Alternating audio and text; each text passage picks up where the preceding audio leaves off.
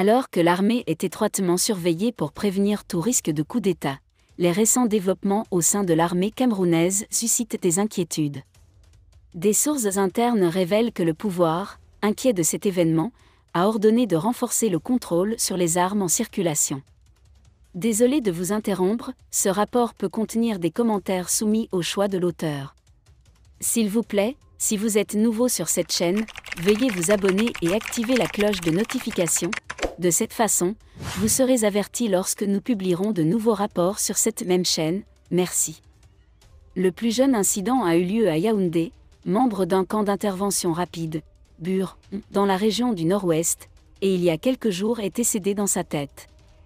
L'environnement de cette tragédie est encore lourd, mais les deux hommes semblent se concentrer sur les différences entre la crise anglaise et ce conflit est choqué depuis plusieurs années. Selon le journaliste en ligne Paul Kuta, les deux hommes se sont souvent affrontés et la victime a été offensée lorsque son patron l'a qualifié d'ambassadeur. Au cours d'une dispute particulièrement tendue, un supérieur a tiré à bout portant sur État-Georges, entraînant sa mort tragique.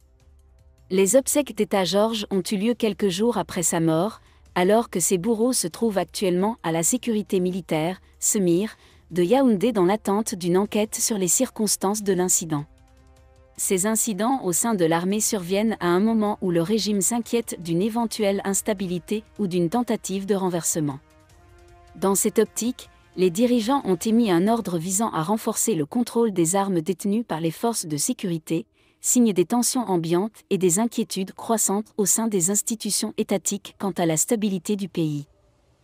Alors que le Cameroun est confronté à des défis sécuritaires, économiques et politiques, les tensions au sein de l'armée ont compliqué une situation déjà précaire, soulevant des questions sur la manière dont les autorités traitent ces questions et sur l'impact potentiel sur la stabilité du pays. La situation est grave, Jean-Paul Akono brise enfin son silence et envoie un message clair.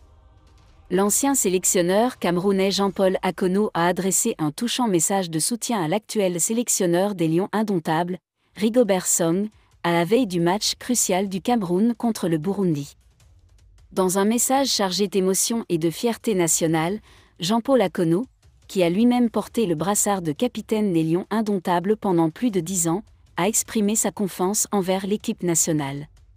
Il a souligné l'importance de la rencontre qui pourrait permettre au Cameroun de se qualifier pour la phase finale de la CAN Abidjan 2024.